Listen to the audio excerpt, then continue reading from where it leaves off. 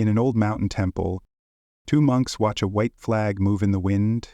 One says, "The flag moves." The other says, "No, the wind moves." And their master smiles. "It is not the wind," he says softly. "It is your mind that moves." From that single moment of silence, a way of seeing was born, a path beyond words. Young thought, where enlightenment hides, in the space between one breath and the next. This is the journey of Zen, a story not about believing, but about awakening. The wind began its song long before the world had words for it.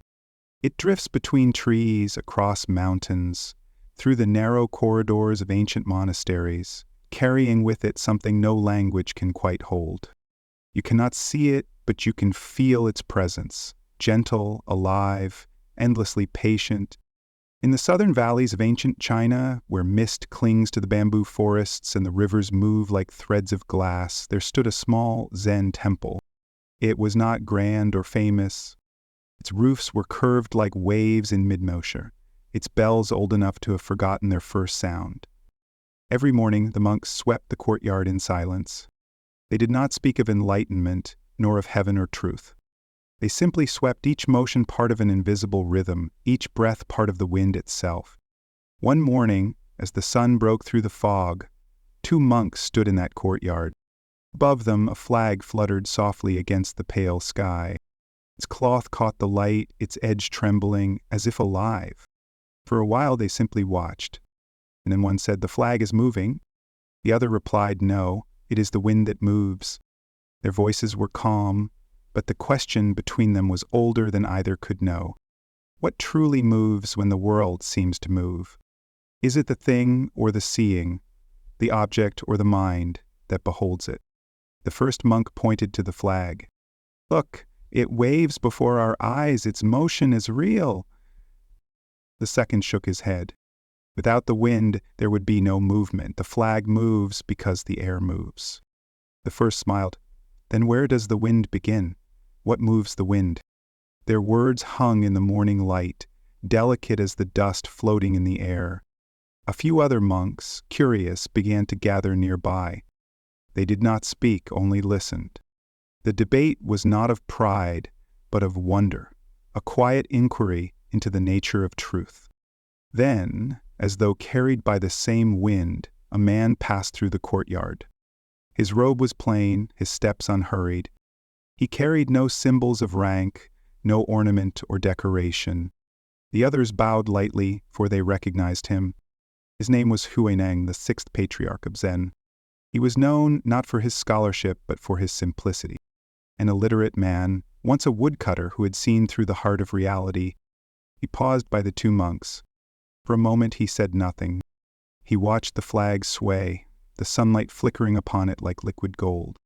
Then he said quietly, "Neither the flag nor the wind. It is the mind that moves." The courtyard fell silent. Even the flag seemed to hesitate. Something vast had just been spoken, though no one could quite explain why. What did he mean? Was it a riddle or a revelation?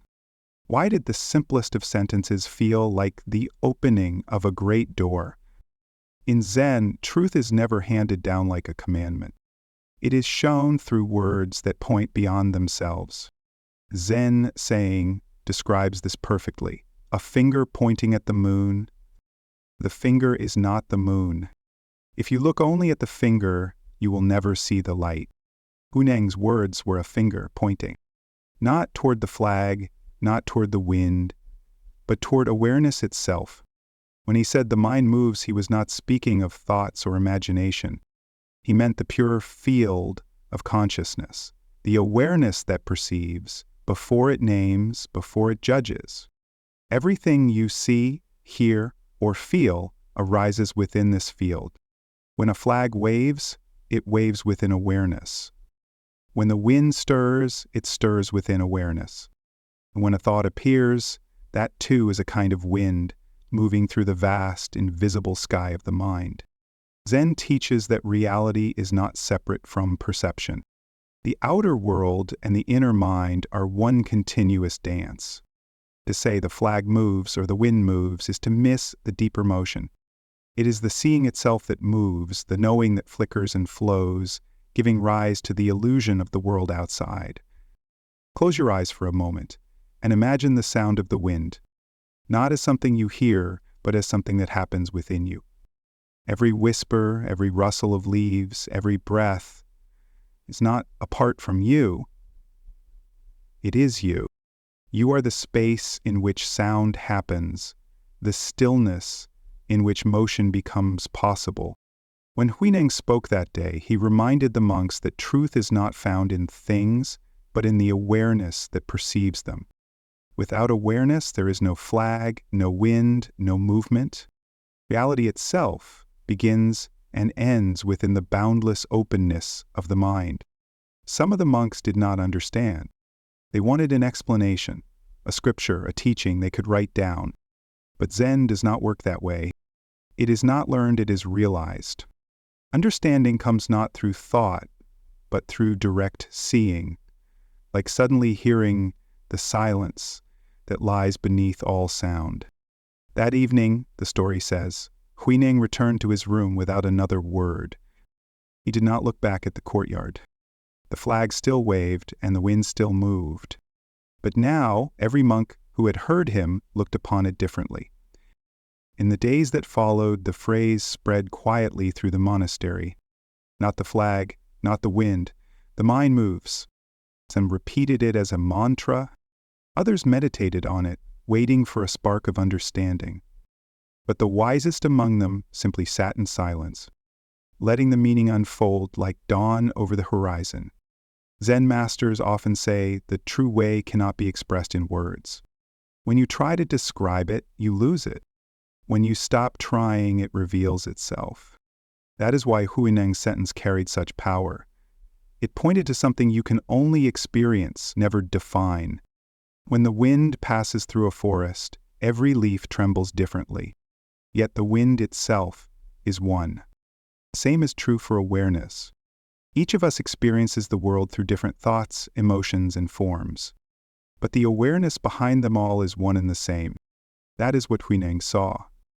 In that moment, standing in the courtyard, he was not teaching philosophy. He was showing reality. The flag, the wind, the monks, even himself, all expressions of a single consciousness flowing endlessly through time. The great Zen masters would later say that enlightenment is not something to be reached, it is something to be recognized. It is not found at the end of a long path, but in this very breath, in the sound of the wind, moving through your thoughts, in the stillness that watches them pass. For most people, the mind feels like a storm full of movement, noise, and restlessness.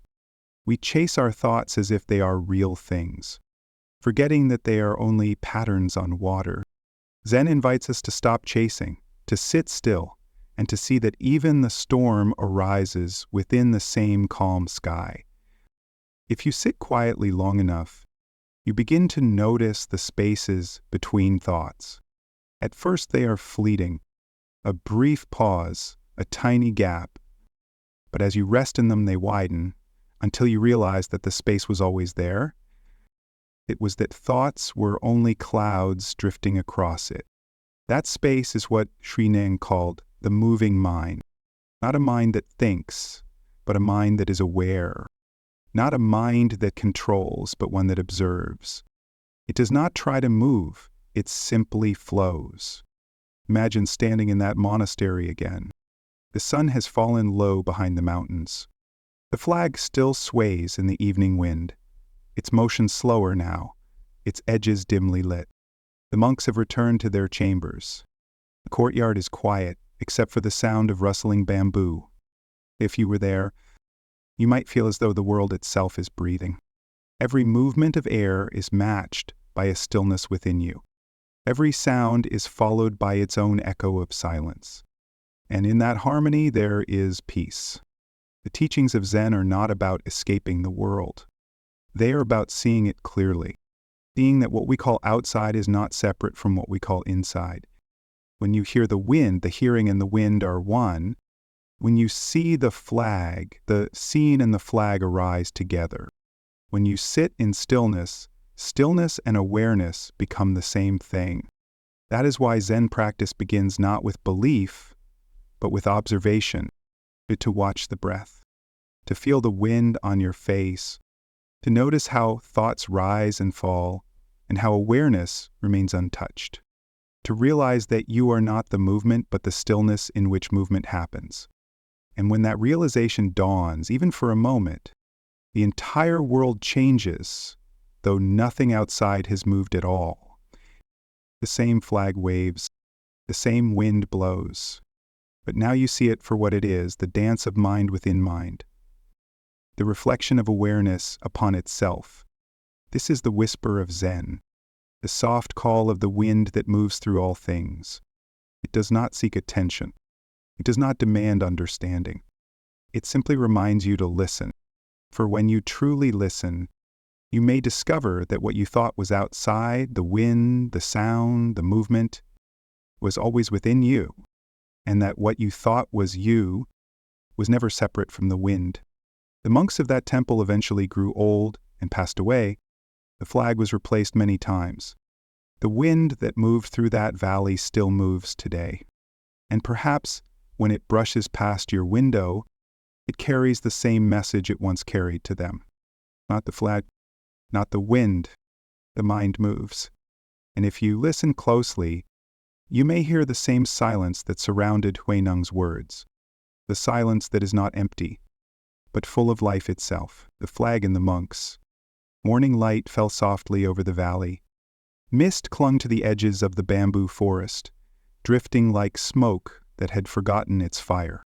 The world seemed half awake, caught between dream and day, and there, within that quiet threshold, the monastery waited.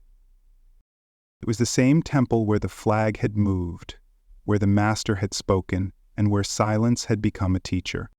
The monks rose before dawn, as they always did. They bowed to the east, then walked barefoot along the worn stones that led to the meditation hall. Their robes whispered as they moved, a gentle sound, like the wind's own breath. After the bells rang, they gathered for morning chanting. Their voices were low, steady, weaving through the air like ripples over still water. The sound filled the hall, then faded into the open sky. Nothing lingered, and that was the point. In Zen, even the most sacred sound must dissolve. When the ceremony ended, the monks returned to their daily tasks.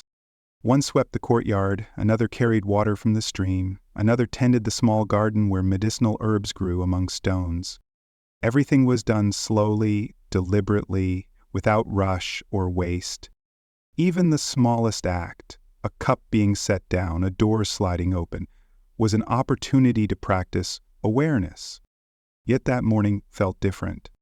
Though the flag still hung in its place, though the wind still moved, something in the air had changed. The master's words, neither flag nor wind but mind, had taken root in their thoughts. Each monk carried the phrase like a small flame, uncertain whether to protect it or to let it burn away. Brother Liang, the younger of the two who had argued, found himself restless. The words echoed through him, teasing and unsatisfied. He could not decide whether he understood or not. He tried to let the thought go, but it kept returning, like a bell that refuses to stop ringing inside the skull. After the midday meal, he approached his elder companion, Brother Shen. They sat beneath the old plum tree at the edge of the courtyard, where fallen petals gathered in little spirals of pink and white. "Brother," Liang said quietly, "I have listened and thought and meditated since morning, yet I am more confused than before." Shen smiled, his eyes narrow and calm. "What troubles you?" The master's words. "If neither flag nor wind moves, but the mind, then what is this mind? Is it mine, yours, or something greater?" Shen closed his eyes. "If you try to name it, you lose it." "But how can I see without naming?" Liang asked. "How can I know what I do not grasp?" Shen opened his hand and let a fallen petal land upon his palm. "Did you grasp this flower to see its color? It fell on its own." He lifted it gently. to the breeze, and it drifted away again. Liang frowned. That is poetry, not an answer. Perhaps, Shen said, because the question is also poetry. Liang looked away, frustrated. He could not argue, but neither could he rest. His thoughts moved like the wind itself, circling, stirring, refusing stillness. Later that day, the monks gathered for walking meditation along the outer wall. They moved in a line, slow, rhythmic, one breath, one step. To an outsider, it would have seemed strange, dozens of men pacing silently in circles, but within the rhythm lay the heart of their practice. As they walked, the breeze rose again. The flag rippled overhead, casting shadows that danced across the ground. Liang's eyes kept drifting toward it. The motion caught him again and again. It was so ordinary, yet now it seemed full of mystery. He began to wonder, if the mind truly moved, then where did his end and the world's begin? Was the wind inside him, or was he inside the wind? The questions grew heavy. At the next bell, he approached the meditation hall alone. He bowed, entered, and knelt before the altar. Before him, a single candle flickered beside a statue of the Buddha. The flame bent and straightened with each breath of air, echoing the flag outside. Liang folded his hands. Master Huineng, he whispered to the empty room, you said the mind moves, but when I look inside, I see nothing but thoughts. When I stop them, there is only emptiness. What is moving then? The candle gave no answer, but the flame danced. He closed his eyes. For a moment, there was darkness.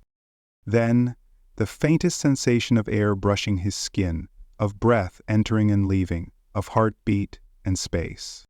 He realized that motion was everywhere, in the body, in the breath, in the silence between each heartbeat. It was not something he could stop. Real life itself. And yet, he was aware of it. He watched the breath, who noticed the heartbeat. A soft realization touched him, gentle as light. Perhaps the moving mind was not a thing, not even an inner place, but the seeing itself, the awareness that watched without trying to control. He opened his eyes and looked at the candle again. It was still flickering, but now he did not feel the need to name the movement. He simply saw. That evening when the monks gathered for tea, Liang sat quietly beside Shen. The others spoke little, as was their custom. Steam rose from their bowls, twisting like smoke above the amber liquid. In the corner, an older monk plucked the strings of a guqin, a slow, drifting melody that seemed to vanish between each note. Liang watched the steam rising, curling, disappearing. He smiled. Perhaps this was what Huineng meant. Each motion, each moment appearing and fading was both real and unreal. To see it was enough. Chen glanced at him. You have stopped arguing with the wind, he said. Liang nodded. I think the wind was never the problem. They both laughed quietly. In the days that followed, the small monastery became a place of deeper stillness. Something invisible had shifted among them. Tasks that once seemed routine now felt alive with awareness. When a monk swept the floor, he watched the dust swirl in the sunlight. When another poured water into a bowl, he listened to the clear sound it made, pure and brief. Even the old flag seemed to wave with a new kind of grace. Each monk saw it differently. One saw the movement of the air.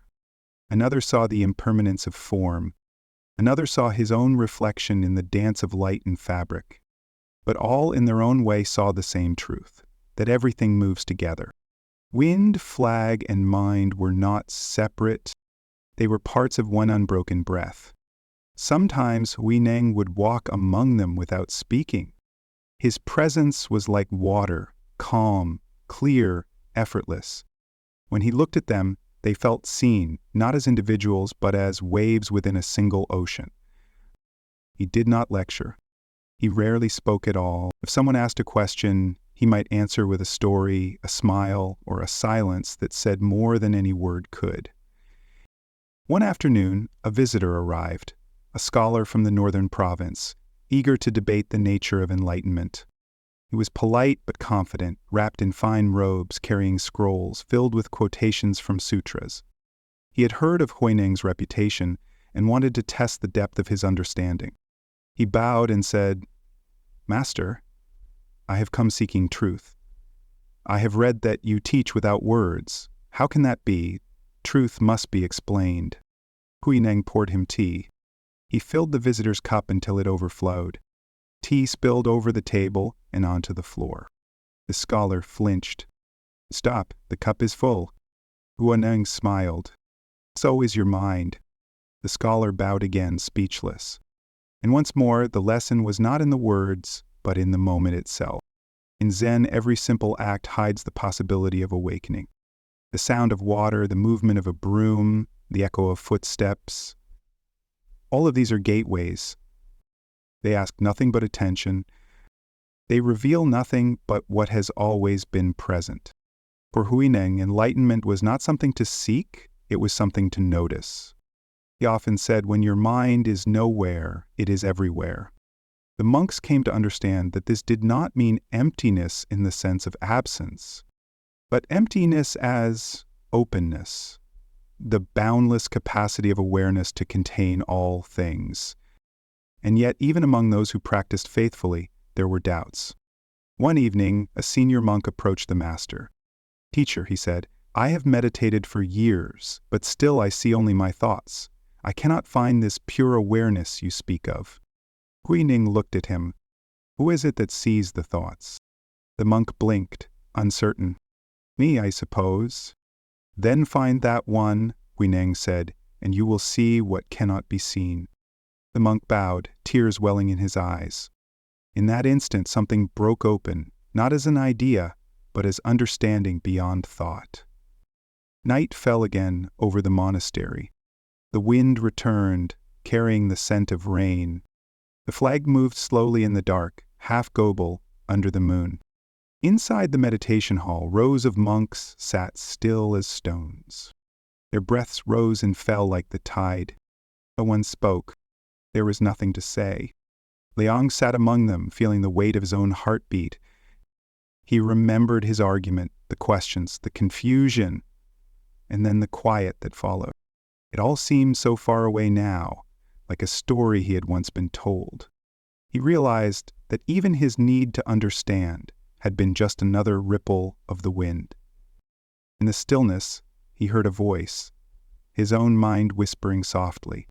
The mind moves. The words no longer puzzled him. They simply were. He looked toward the open door of the hall.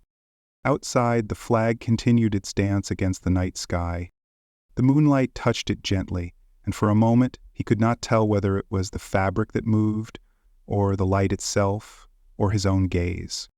Everything blended into one motion, slow, effortless, alive. He breathed deeply. The air entered him, left him, entered again. The body moved, but something deeper remained still. Perhaps that was the true flag, he thought, not the one made of cloth, but the one made of awareness, waving endlessly in the wind of being. Dawn came. The rain had passed, leaving the stones wet and shining.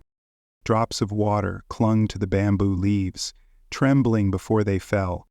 The world seemed new again, though nothing had truly changed. The monks resumed their tasks. Liang swept the courtyard, Shen tended the fire, and Huineng stood watching the horizon. The same wind that had moved the flag yesterday now moved through each of them. It needed no lesson, no command, no name. It simply moved as it always had. And in that simple, endless movement, the mystery remained, beautiful, complete, and free. For in Zen, the question is never answered. It dissolves. And what remains is not knowing, but peace. The Master speaks. The rain had stopped. The air was clean, cool, and full of quiet light. A fine mist rose from the stones of the courtyard, curling through the air like a slow, waking breath. Inside the temple, the scent of sandalwood drifted between rooms. The world seemed to breathe with the monks, a rhythm of stillness and motion, as if the mountain itself had joined in meditation. In the meditation hall, Huineng sat at the far end of the wooden floor. He did not look like a man of great authority. His robe was simple, his posture effortless, his face calm but unremarkable. And yet, when he sat, the air around him felt different, lighter, more spacious, as if the very silence leaned toward him to listen. The monks entered one by one and bowed deeply. They took their places in 2 long rows, facing each other. No one spoke. Only the sound of soft footsteps and the rustle of fabric filled the air. When everyone had settled, the master opened his eyes. His gaze moved slowly through the hall, not sharp, not distant, but gentle, like the passing of a cloud across sunlight. Then he said, almost as if to himself, "The wind has no thought of moving, the flag has no thought of waving, and yet the world turns endlessly." The monks remained silent. They knew that in Zen a single sentence could take a lifetime to understand. Huineng continued. "Many of you heard my words yesterday," he said. "You wish to know what I meant. You wish to find the mind that moves. But the moment you search for it, you lose it. The moment you grasp it, it slips through your fingers." He looked at his hands, palms open. Awareness cannot be held, it can only be seen. The young monk raised his head. "Master," he said softly, "how can we see awareness itself? It has no color, no form." Huineng smiled. "Does the eye see itself? Does a mirror reflect its own surface?" The monk frowned. "Then how do we know what is true?" The master tapped his chest lightly. "Remember, when you look without looking, you will know." The hall remained still, but the minds within it moved like deep water. Each monk felt the words ripple through him in a different way. For some, it was confusion. For others, clarity. For most, both. After the talk, the monks went about their daily routines, though the words lingered, returned to the garden behind the temple. He liked to walk there in the mornings, among the moss-covered stones and crooked trees. There the wind was softer, not the strong wind of the open valley, but the subtle breath that whispered between leaves. He would sometimes stop and look at the smallest things, a drop of water trembling at the edge of a leaf, an ant crossing a crack in the path, a petal fallen into the pond. To him, each was a sutra, a living scripture written in the language of silence. Brother Shen followed him that morning. He waited for a while, unsure if he should speak, then said quietly, "Master, yesterday you said the mind moves. Today you say it cannot be found. Which is true?" Huineng turned and smiled. "Both are true and neither." Shen bowed. "I do not understand." "That is why it is true," said the master. They stood together for a while, listening to the faint rustle of bamboo. "Tell me, Shen," Huineng asked, "when the wind blows, does it move the trees?" "Yes, master." "And when the trees move, what happens to the wind?" "It passes through them." Huineng nodded. "And yet the wind and the tree are not two. One moves, the other shapes the movement. That is how the mind and the world exist, not apart, but together." Chen looked down at his hands. "That we are not separate from what we see?" "Who is the we that sees?" the master asked gently. Chen fell silent. He had no answer. And in that silence a tiny seed of understanding began to grow. Later, as afternoon sunlight poured through the paper windows, the monks gathered in the main hall again.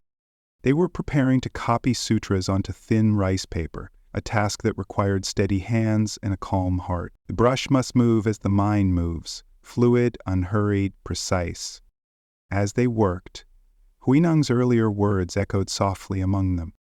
Each stroke of ink seemed to carry meaning beyond the text itself. A few of the younger monks whispered to one another, wondering if enlightenment truly could be found in such ordinary acts. When the master noticed, he walked to them.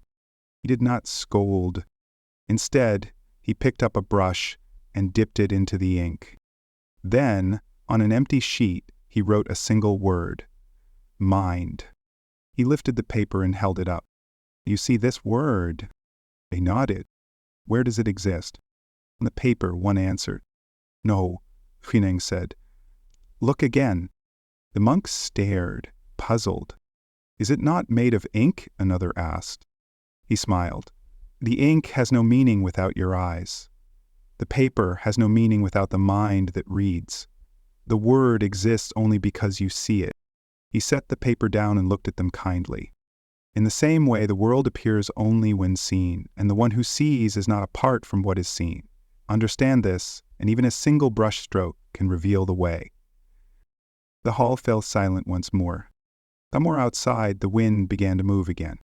It touched the edges of the hanging scrolls, making them sway ever so slightly. The monks watched in reverence, as if the air itself had joined the lesson. That evening, Huineng sat by the open door of his small chamber. A candle burned beside him, its flame steady in the night air. He was writing something, though it was not for others to read. His writing was meditation, a way to let the hand express what the tongue could not. Brother Liang approached quietly, bowing low. "Master," he said, "I wish to ask one thing."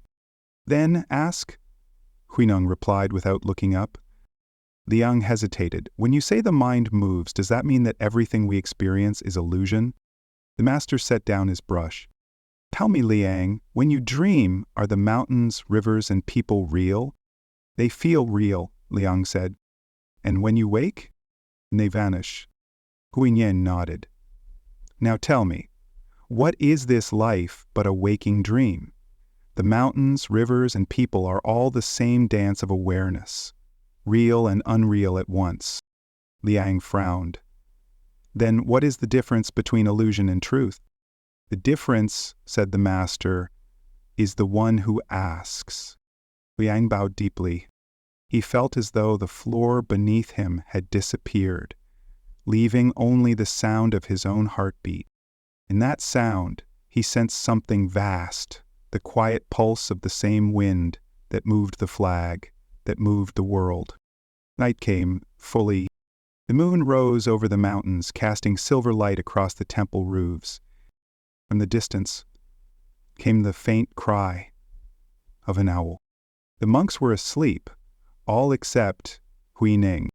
He sat by the window, watching the moonlight ripple across the floor. He remembered his own teacher, Huineng, the fifth patriarch, who had once told him, "Do not seek truth outside yourself, nothing is hidden, the mind itself is Buddha." Those words had been like lightning, sudden, blinding, impossible to forget. And yet, even now, he knew that no phrase, however profound, could capture what truth truly was. Words were only boats to cross a river. Once across, they must be left behind. He looked out at the night sky and whispered softly, "The mind moves, and yet it does not move." The wind answered, through the trees. At dawn, the monks awoke to the sound of temple bells. Mist again wrapped the valley. The world looked washed clean, as though the night had been a long meditation. During morning prayers, Huineng spoke once more. His voice was quiet but carried easily through the hall. "To see the mind is to see beyond mind," he said. "The one who watches thoughts is not thought. The one who feels emotion is not emotion. When you know this, the winds of joy and sorrow may blow, but you will not be moved." He paused, then continued, "Zen is not the destruction of the world. It is the seeing of the world as it is. The flag moves, the wind moves, the mind moves. But none of these truly begin or end. They are the same movement, appearing as many." A monk asked, "Then, Master, who are we within this movement?" "You are the movement itself," Huineng said, "but you have forgotten. So you watch yourself and call it the world." After the talk, Huineng returned to his room. He stood by the window, watching the wind stir the trees. He could see his own reflection faintly in the glass. Two worlds, inner and outer, blending like mist over water. He smiled softly. There was nothing left to explain. Only this, the wind, the flag, and the mind, all moving together, timeless and free. And so the master spoke, not with words alone, but with the silence that followed them, seeing without seeing. The days passed like clouds drifting across an endless sky. The monastery lived in quiet rhythm, meditation, work, chanting, rest. Each dawn arrived without hurry, each dusk departed without regret. For the monks, time no longer meant what it once had. It was not a chain of moments, but a gentle tide, rising and falling, carrying them deeper into silence. Huineng walked the temple grounds each morning before sunrise. He liked to feel the breath of night fading into day, the first trace of warmth touching the stones. Sometimes he would pause beside the pond, where the moonlight lingered even after dawn, its reflection trembling on the water's surface. He would watch it ripple and disappear. That was his favorite teaching: the moon does not vanish, only its image changes. Reality is never lost, only seen differently. In Zen they called this seeing without seeing. To see without attachment, to perceive without naming, to witness the world before the mind divides it into things. It was not blindness, but clarity so pure it needed no words. One morning a young monk named Ren came to the master. He had been at the monastery for only 3 months. He was earnest, disciplined, but troubled by a mind that would not rest. He bowed deeply. "Master," he said, "I try to meditate as you teach, but my thoughts will not stop. I watch my breath, but my mind keeps wandering. How can I find peace when I cannot even see the silence you speak of?" Huineng looked at him kindly. "Who is it that sees the wandering mind?" Ren hesitated. "I suppose I do." The master nodded. "Then you are not the wandering." Ren frowned. "But the thoughts are mine." "Are they?" Huineng asked. "Do you call the clouds yours because they pass above you, the wind yours because it moves through your robe? Thoughts come and go in the same way. Let them move. They do not belong to you." Ren bowed again, unsure. "But master, when I close my eyes, I still see images, memories, desires, fears. They rise like waves. I cannot stop them." "Then do not stop them," the master said. "Simply see them." Ren looked confused. "If I see them, I give them life." "No," Huineng replied. "You give them life only when you follow them." He picked up a small pebble and dropped it into the pond. Ripples spread across the surface, touching every corner before fading into stillness. "Look," he said, "the water moves, but does it cease to be water? The ripples are only water in motion. Thoughts are the same, mind in motion. When you know this, you see without seeing." Ren stared at the pond for a long time. The reflection of the morning sky shimmered, bending with each ripple. He began to understand, though no thought explained it. Later that day, while sweeping the courtyard, Ren noticed the world differently. The broom moved back and forth, the dust rose and fell, sunlight shifted across the flagstones. For the first time he felt that everything, the broom, the dust, the movement, was happening together, not separately. So that connection that Louis did so, he did not feel himself apart from the act of sweeping. He was simply there, in it, as it. He paused to wipe the sweat from his brow. A cool breeze brushed against his face, and he smiled. Perhaps, he thought, this is what the master meant, seeing without trying to see. And that night he dreamed of wind. Endless wind, moving across mountains, rivers, cities, deserts. But in the dream, there was no sound. Only the movement itself, pure and endless. When he woke, the silence of dawn felt the same. The following morning, during breakfast, Huineng sat among the monks. He ate rice from a small wooden bowl, chewing slowly. A monk nearby spilled a few grains on the floor. He bent quickly to pick them up, embarrassed. The master stopped him with a gentle wave of his hand. "Leave them," he said, "the earth will take them." The monk hesitated. "But, master, we must not waste." "The grains are not wasted," Huineng replied. "They are returning. Nothing is lost in the cycle of the world. When you see this, You will understand what emptiness truly means, not nothingness, but the fullness of everything returning to itself. He placed his chopsticks down and looked around the table. Do not seek meaning in ideas. Seek it in the movement of your own life. When you eat, just eat. When you sweep, just sweep. When you see, just see. The way is not somewhere else. It is here where you are. The monks nodded, though some did not fully grasp the depth of what he said. Zen teachings were like rain falling into soil. The seed might not sprout immediately, but the earth remembered. That afternoon, the monks gathered outside to repair the wooden bridge that crossed the stream behind the temple. The boards had grown weak with age, and water had begun to seep through the gaps. Huineng joined them, lifting planks, setting nails, passing tools. He did not stand apart as master. He worked as one among them. His presence was calm, his movements precise. Every gesture seemed effortless, as if guided by something unseen. Ren worked beside him. He was nervous at first, worried he might fail to impress. But soon he forgot himself, caught up in the rhythm of the task. The sound of hammer against wood, the scent of wet earth, the laughter of other monks, all of it flowed together. When they finished, Huineng stood on the bridge and looked down at the stream. The water moved quickly, carrying leaves and sunlight. "Look closely," he said. "You see the water flowing eastward. But can you see where it truly goes?" Ren followed his gaze. "It goes toward the sea," he said. The master smiled. "Yes, but only because you imagine a sea. The water does not think of destination. It simply flows. The mind is the same. When you stop directing it, it returns to its nature."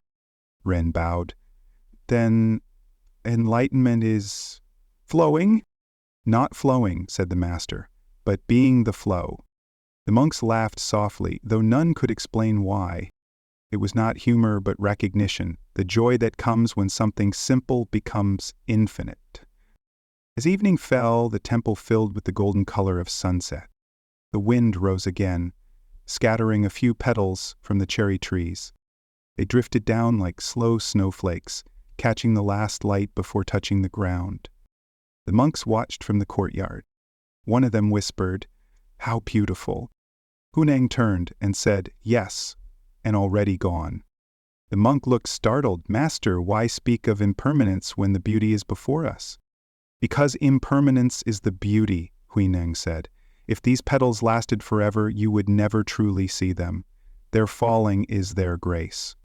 To see without seeing means to love the world enough to let it go. He walked toward the temple gate. The others followed in silence, each carrying the lesson like the fading scent of blossoms. That night, Ren could not sleep. He sat by his window, listening to the sound of the wind through the trees. In the moonlight, shadows swayed on the floor like waves. He closed his eyes and let the rhythm move through him. There were thoughts, yes, but they no longer disturbed him. They rose and fell, like the stream, like the petals. He remembered the master's words. The mind moves, and yet it does not move. He began to understand movement and stillness were not opposites, but one motion, seen from two sides. The wind that moved the trees also moved the silence. When he opened his eyes again, he saw the flag outside, pale in the moonlight.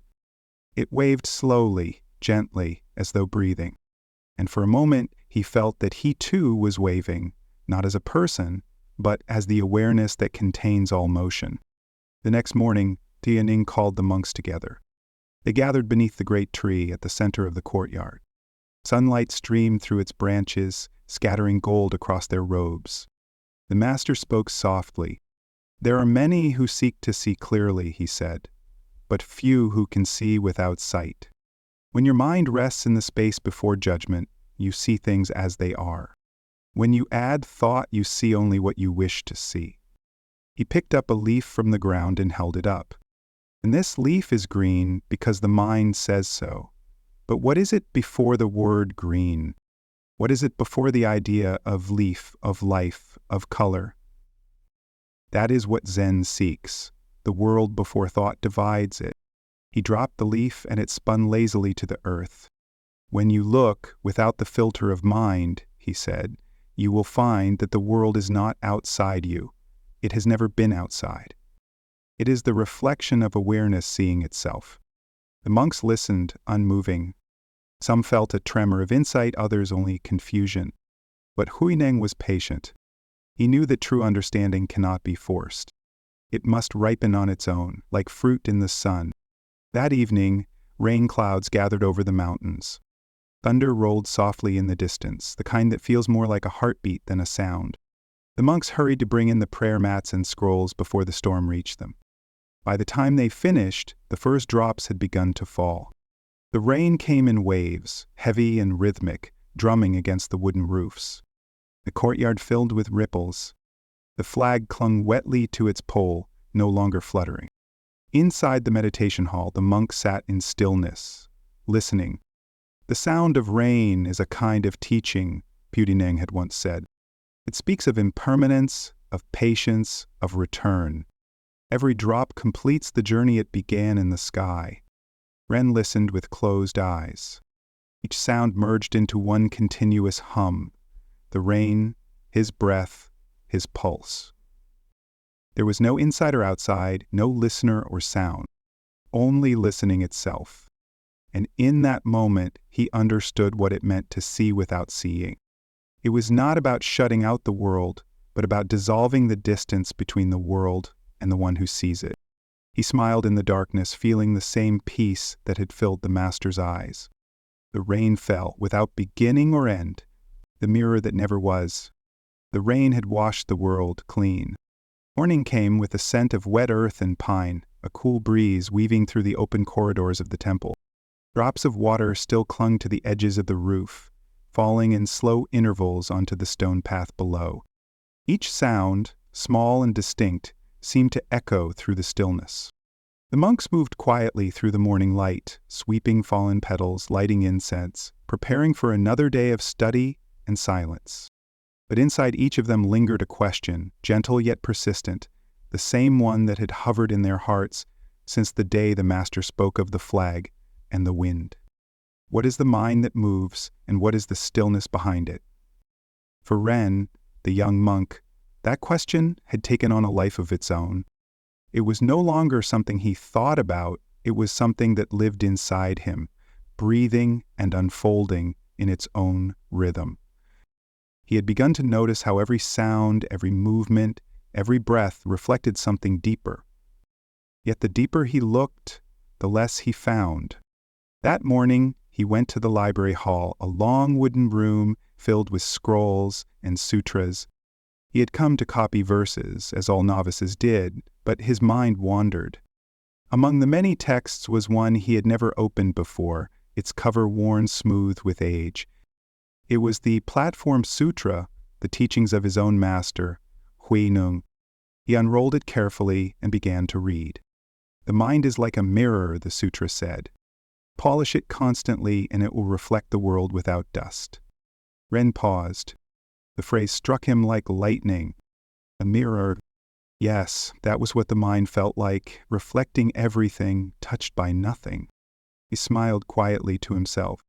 Finally, he thought, he understood. He read on. But then, just a few lines later, he came across another passage, a poem attributed to the master himself. There is no mirror. There is no dust. Where can dust alight? Ren froze. No mirror? No dust?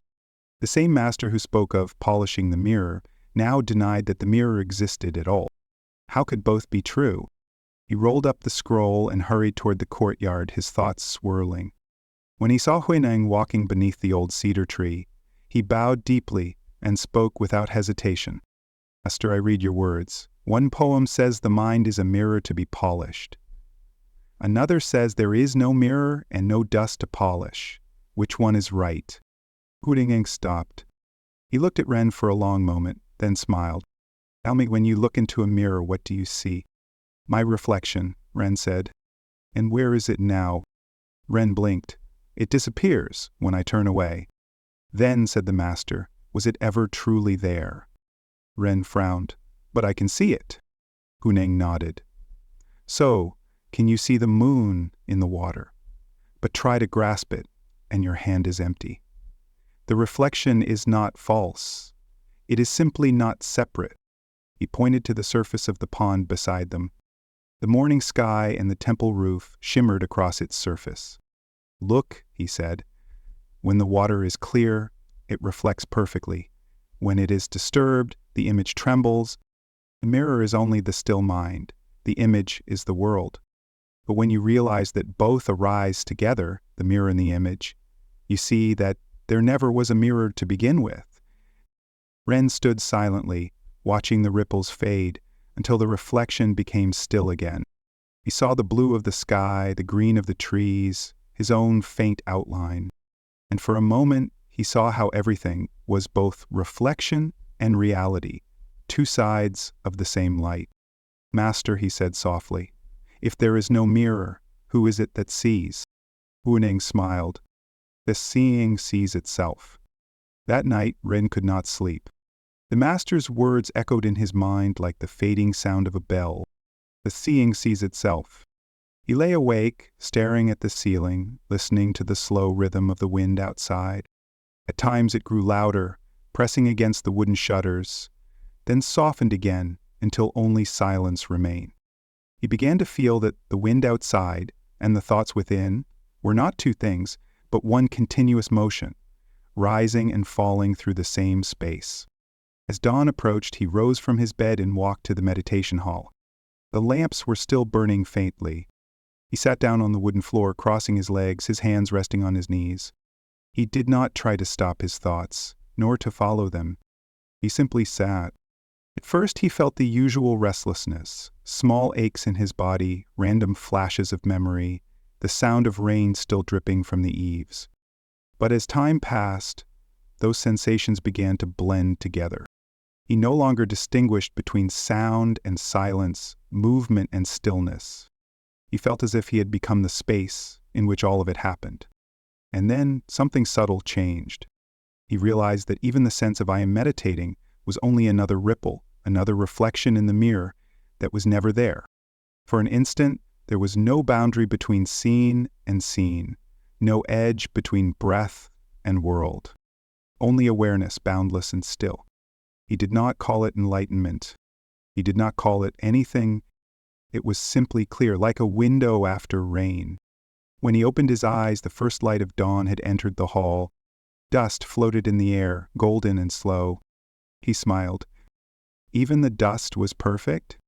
Later that morning, the monks gathered for breakfast. Ren joined them, calm and quiet. Dan, sitting across from him, noticed the change in his face. You seem lighter, he said. Ren laughed softly. Maybe I finally stopped polishing the mirror. Chin tilted his head. What mirror? Exactly, Ren said. The others chuckled, though few understood. But Huineng, seated at the end of the table, heard and smiled. He did not speak, but his eyes shone with quiet warmth. After the meal, he called the monks together beneath the flag. It was late morning now, the sun bright, the air still damp from the rain. The flag stirred gently, its movements slow, almost imperceptible. Huineng looked up at it and said, many people believe that enlightenment is the polishing of the mirror, the perfection of mind. They strive to cleanse themselves of every flaw, every thought, every trace of dust, but that effort itself is dust. He turned to them. When you realize that there is no mirror to polish, no dust to remove, the mind is already clear. The mirror that never was cannot be stained. The monks stood silently, feeling the wind move around them. It brushed their robes, lifted the edges of their sleeves. For the first time, some noticed that they could feel the air moving without thinking of it as wind or self or world. It was simply movement, happening everywhere, within and without. That evening, Ren returned to the pond. The water was still. He saw the reflection of the sky, now deep with twilight. The moon had not yet risen, but its light already touched the clouds. He knelt at the edge and dropped a small pebble into the surface. Ripples spread outward in slow circles. He watched them move and fade. When the water was calm again, the reflection returned, perfect and whole. He smiled, remembering the Master's words, that both the ripple and the stillness are the same water. He felt the truth of it not as thought, but as experience. For the first time, he did not seek to understand. He simply felt the wind pass through him, the water breathe, the night unfold. The world was neither mirror nor image now. It was both, and beyond both it was nothing at all. In the following days, the temple grew quieter still. The monks spoke less, moved slower, breathed more deeply. It was as though the rain had not only washed the earth, but also their minds. The flag waved softly each morning, the streams sang the same song, and life went on, simple, continuous, eternal. One afternoon, Huineng gathered them again.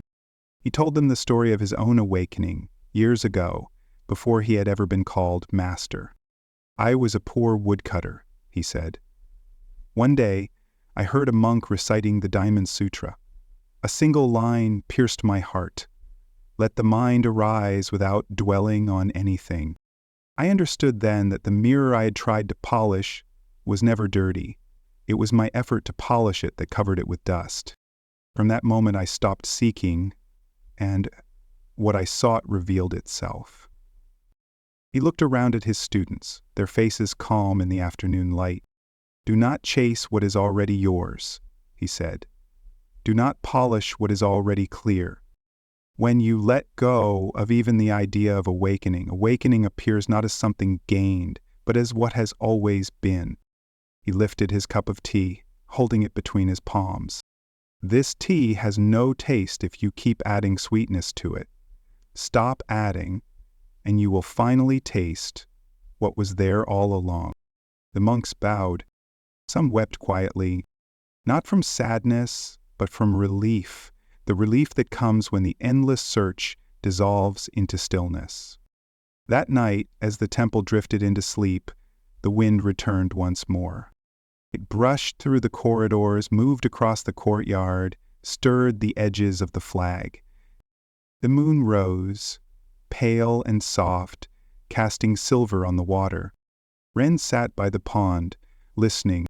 He thought of the mirror, the dust, the words, the silence. And he realized that even thinking of them was part of the same dance. He whispered to himself, there is no mirror. There is no dust. The mind moves, and yet nothing moves at all. Above him, the flag swayed once, then rested. The world breathed in, and in that breath everything disappeared. Not lost, but perfectly still, perfectly whole. The world within the mind. The nights had grown longer.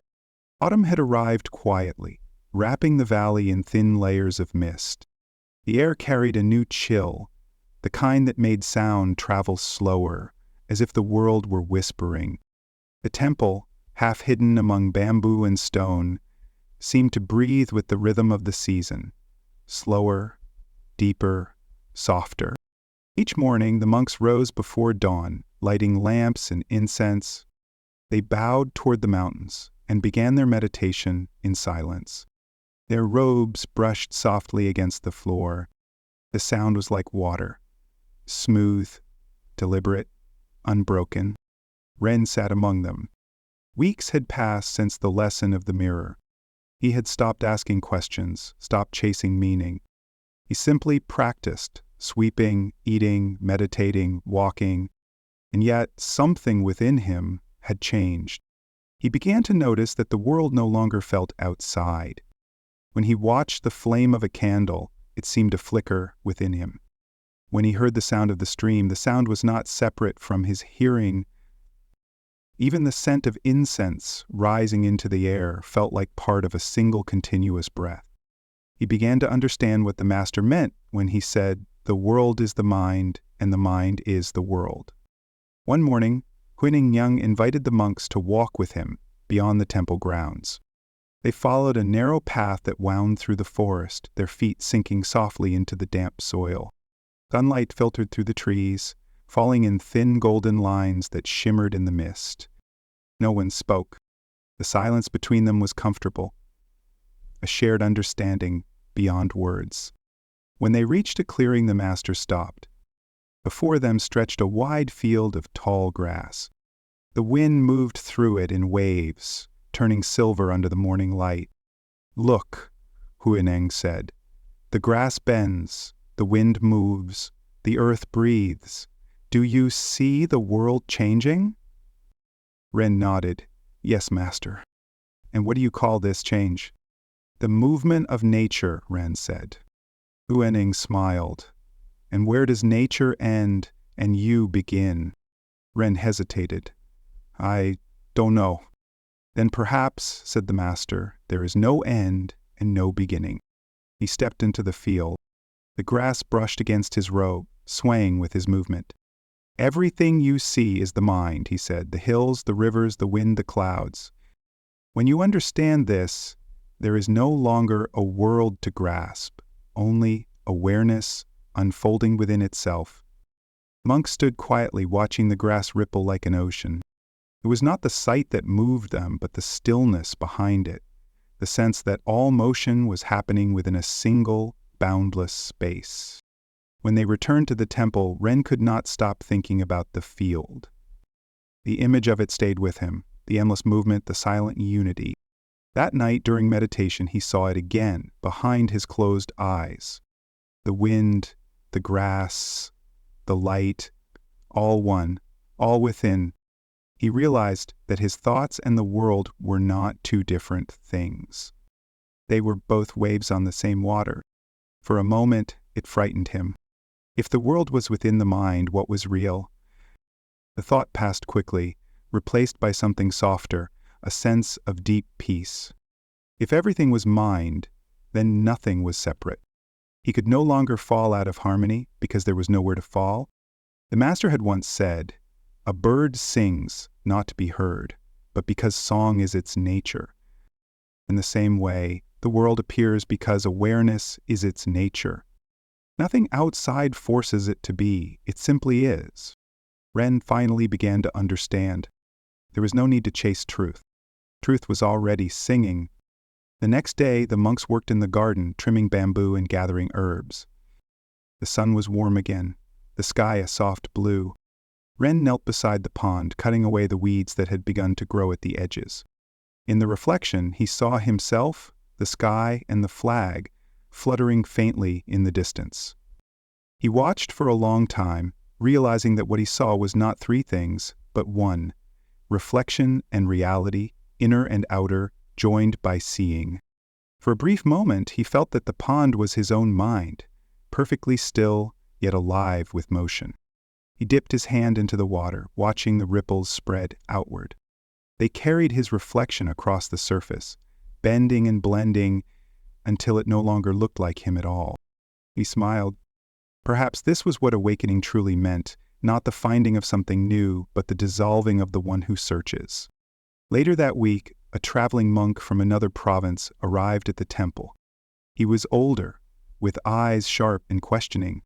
After paying his respects, he was invited to sit with Huineng. The monks gathered around to listen. "Master," the visitor said, "I have heard your teaching that the world is within the mind. But if this is true, what of karma, of suffering, of the pain of others? If everything is one awareness, why do people still suffer?" Huineng poured him a cup of tea before answering. "Tell me," he said, "if a man dreams he is drowning, does the water wet his bed?"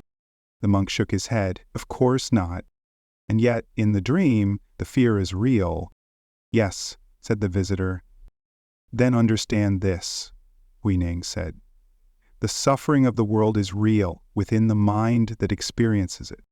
To awaken does not mean to deny pain, but to see it clearly, to see that pain, like all things, arises and dissolves within awareness. The awakened one still feels the wind, still sees the world, still hears the cries of others. But he does not drown in them, he becomes the ocean itself. The visitor bowed his head. He had no further argument. That night the temple glowed with lantern light. The monks gathered in the hall for chanting. Their voices rose together, low, slow, resonant, each syllable flowing into the next like water into water. Ren closed his eyes, listening. He could no longer tell where one voice ended and another began. The sound was everywhere, inside and outside, one single vibration. In that sound, he heard the truth of the Master's words, that the world was not outside the mind. It was the mind, singing.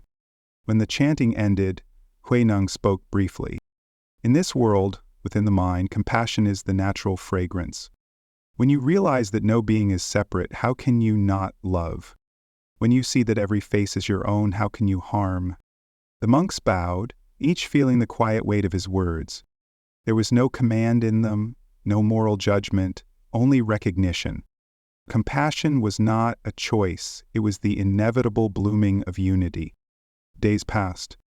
The leaves turned gold, then brown, falling one by one into the courtyard. The wind carried them, swirling in soft spirals before settling into stillness. Even decay seemed beautiful now, a continuation rather than an end. The monks collected the fallen leaves and scattered them among the roots of the trees. Nothing is wasted, the Master said. Even loss feeds life. Ren began to feel this truth in everything. When he ate, he tasted the rain that had fed the rice, the sun that had warmed it, the hands that had prepared it. When he drank water, he felt the clouds, the rivers, the mountains. And when he breathed, he felt the breath of the world moving through him. He realized that he had never lived apart from anything, not even for a moment. One evening, as the sun set behind the hills, he went to see Huineng. The Master was sitting beneath the same cedar tree where they had first spoken. The light around him was soft and golden, the kind that makes the world seem half awake. "Esther," Ren said, "I think I understand now. The world is within the mind. But when I look, I see many worlds. Thoughts, memories, feelings. Each one rises and fades. How do I know which is true?" Huineng smiled. "All are true. None are real." Ren tilted his head. "I don't understand." "The waves of the ocean all carry the same water," said the Master.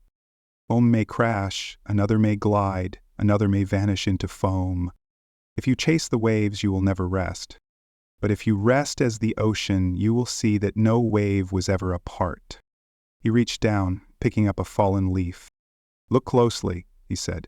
"This leaf has veins, color, and shape. It lives and dies, yet the tree remains.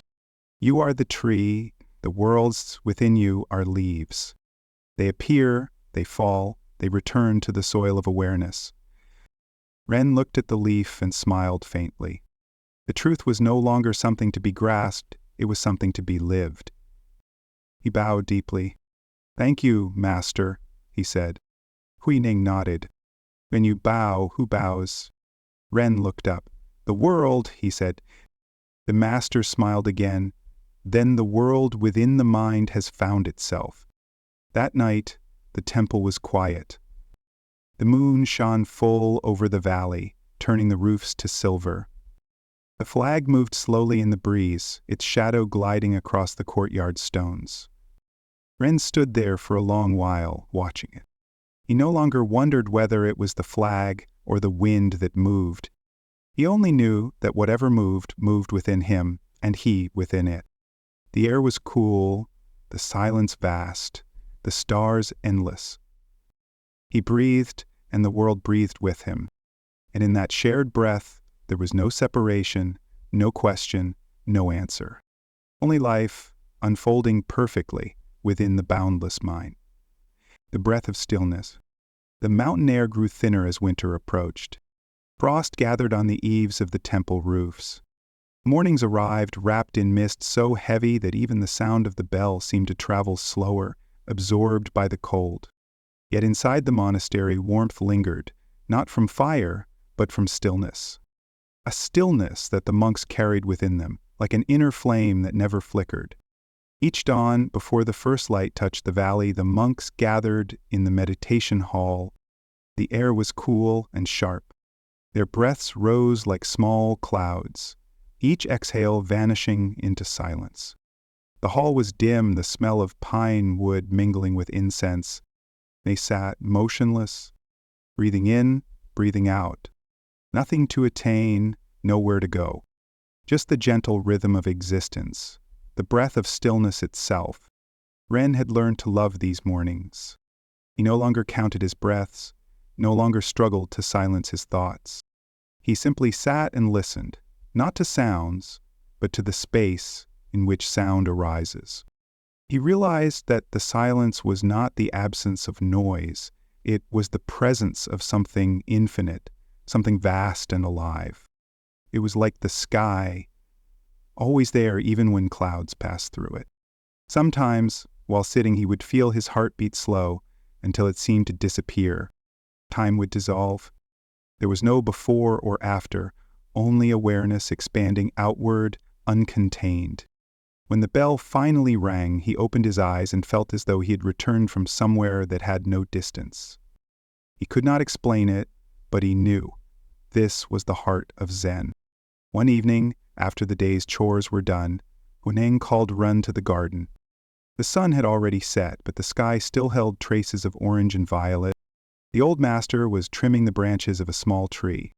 Each cut was deliberate, almost ceremonial. Ren bowed. "Master, why do you trim it so late in the season? The frost will come soon."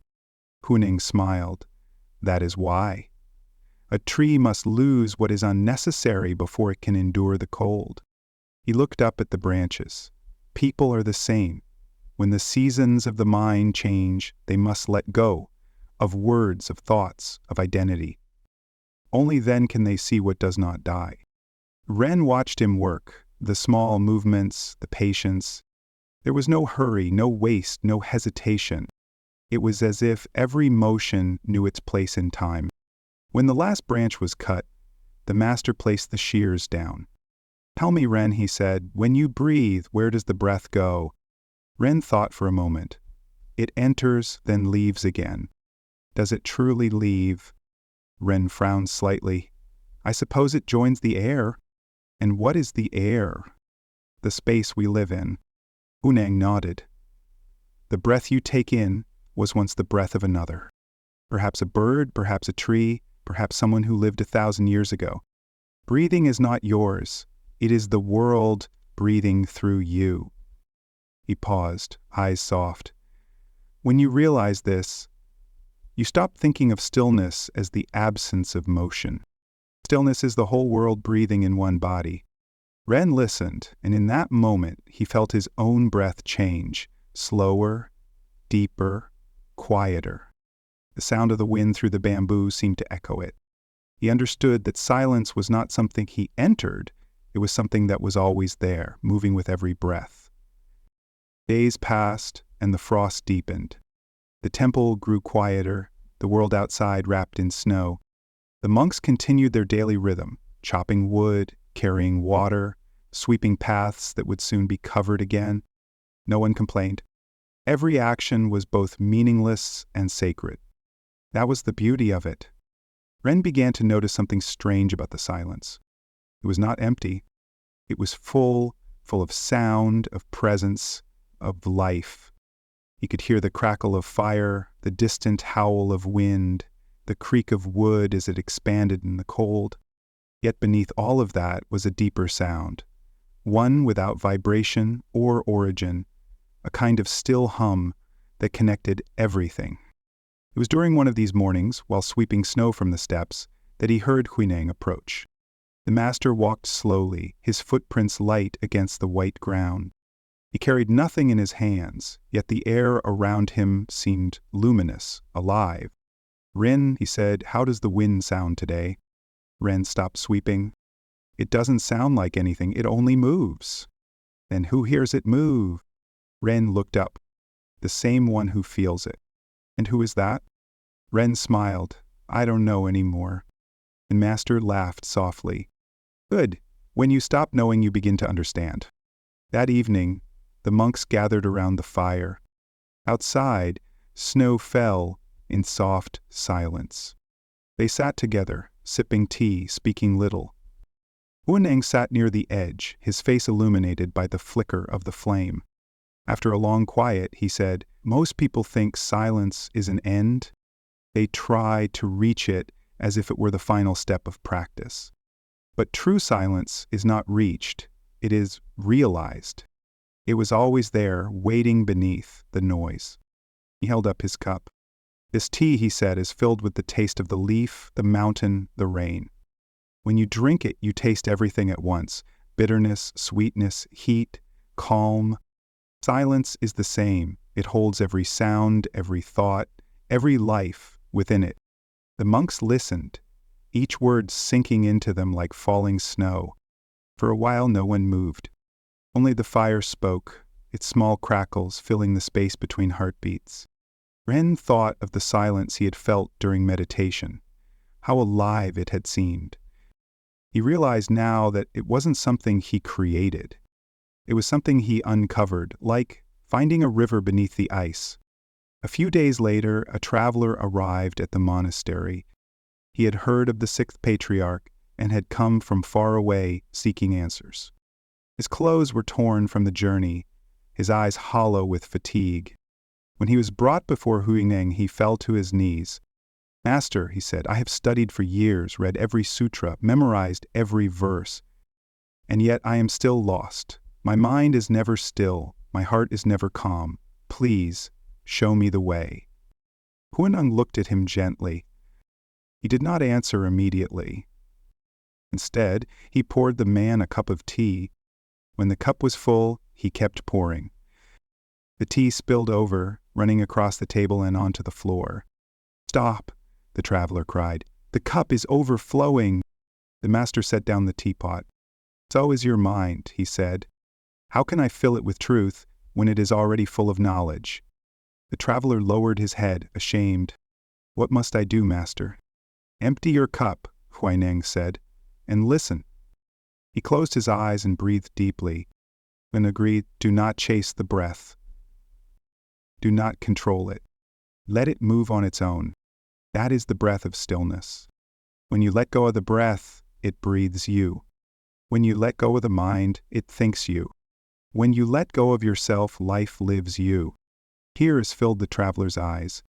He bowed deeply, the sound of his forehead touching the floor echoing through the hall.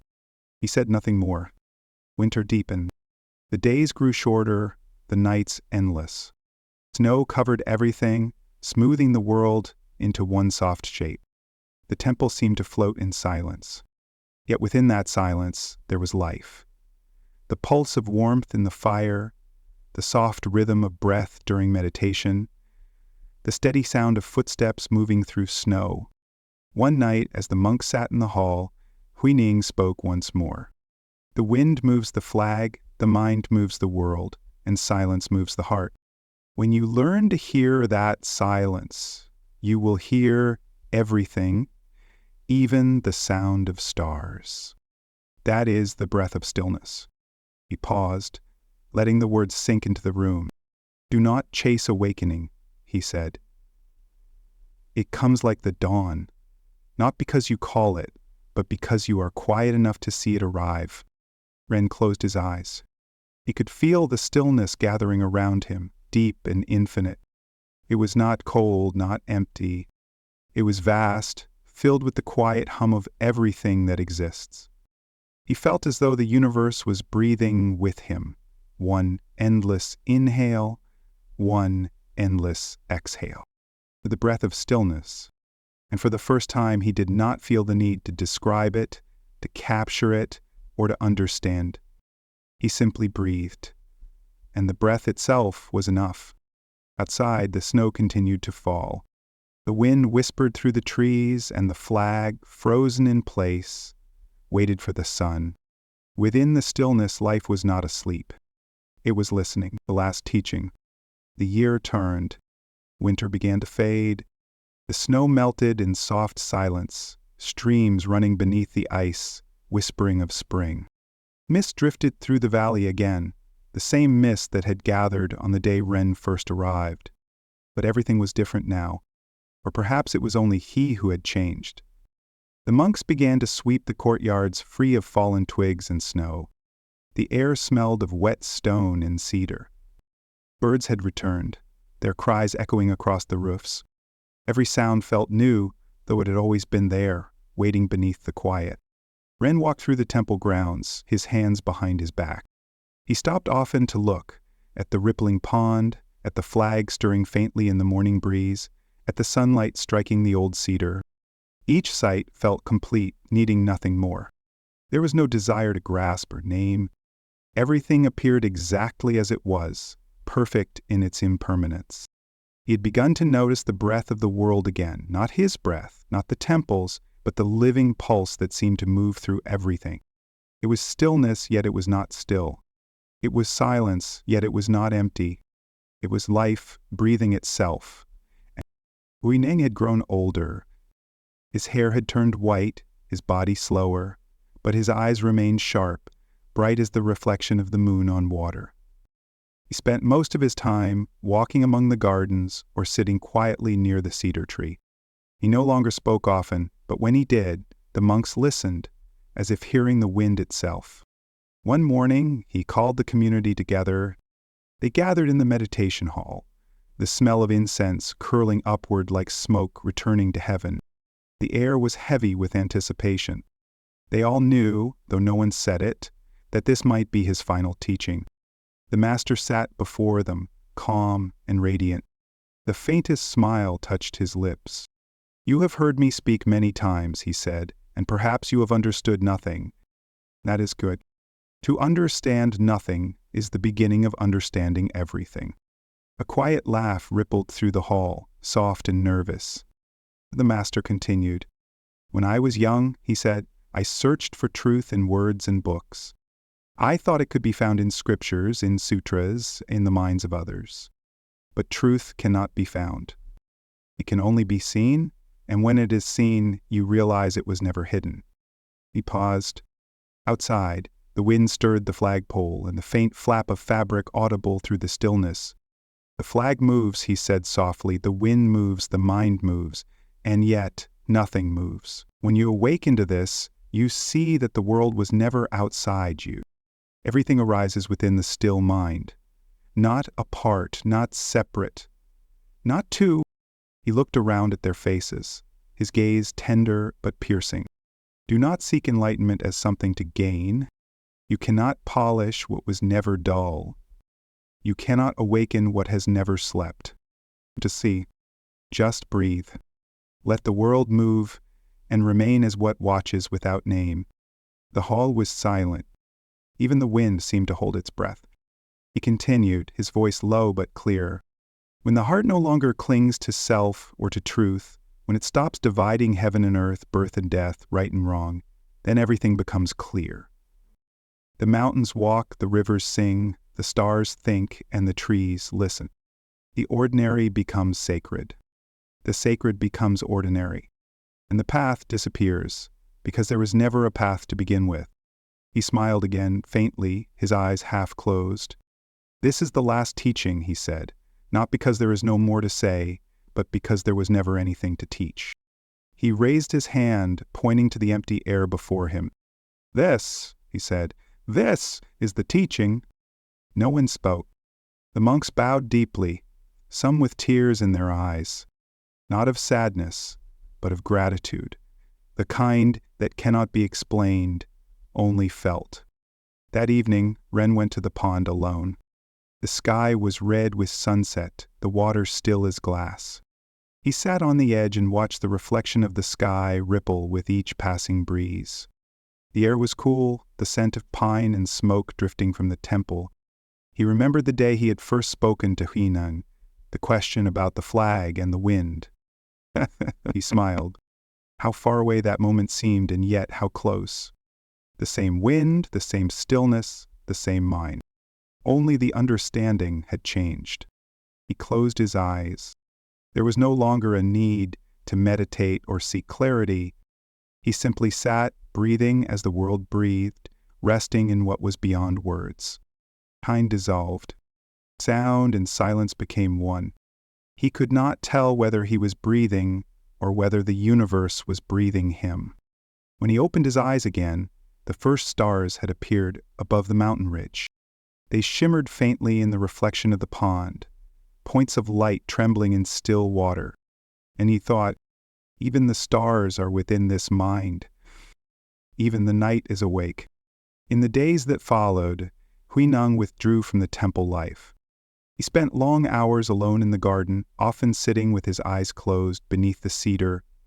The monks visited him quietly, offering tea or helping him walk, but he needed little. He seemed lighter, as if already halfway between this world and the next. One afternoon, Ren found him sitting beside the pond, watching the sky. The wind stirred the water gently, scattering the reflection of the clouds. "Master," Ren said softly, "is there anything more I should do?" Huineng opened his eyes, the faint glimmer of humor still alive in them. "Do," he said. "The river does not try to flow. The tree does not try to grow. The mind does not try to awaken. Stop doing, and everything will be done." Ren bowed deeply. "Then what remains, Master?" The old man smiled. "Only this," he said, "the sound of the wind in the bamboo and the silence that listens." A week later, before dawn, the monks discovered that the master had passed away during meditation. He was seated upright, his face peaceful, his hands resting in his lap. Outside, the flag was still. The first light of morning spilled across the temple courtyard, touching his robe with gold. No one wept.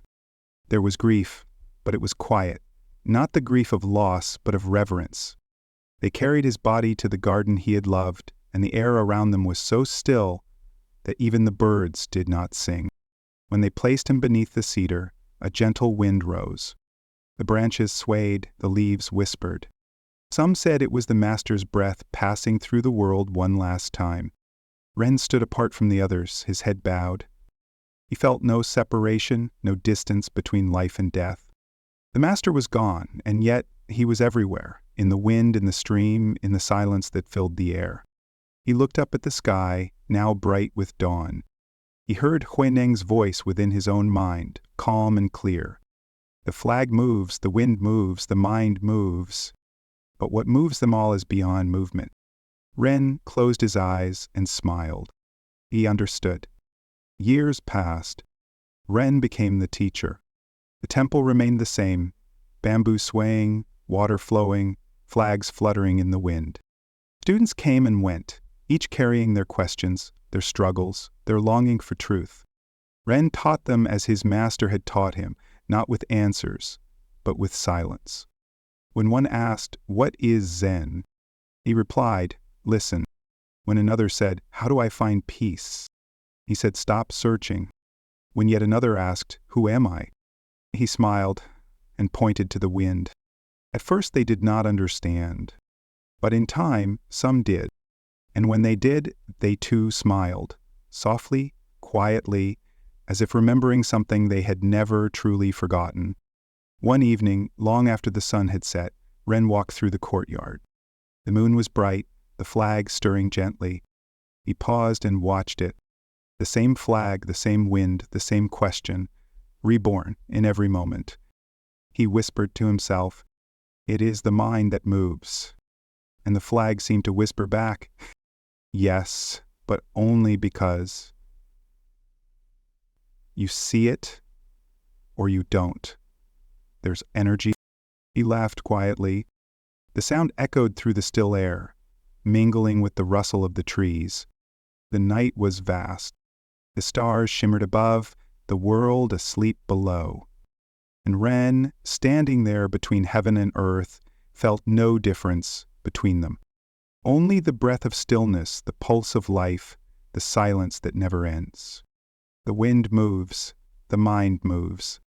But the truth has never moved at all. The wind keeps moving, through the valleys, across the oceans, within every breath we take. Somewhere, a flag still waves, silent, effortless, timeless. But the true movement was never in the air. It was always in the mind. The master has gone. The student has become the teacher. And the teaching continues, not through words or temples, but through every quiet act of awareness. If you listen now, really listen, you can still hear it, the sound beneath all sound, the stillness that breathes through everything. That stillness is not outside you. It has always been within. So as you close your eyes tonight, let the world grow soft around you. Breathe slowly. Let every thought drift away like leaves on a gentle stream. The silence you feel now is the same silence that moved the wind, the same silence that lives in you. You are not apart from it. You are it. And if this journey brought you peace tonight, wait so you can return again for another story whispered through time. And may the silence guide you home.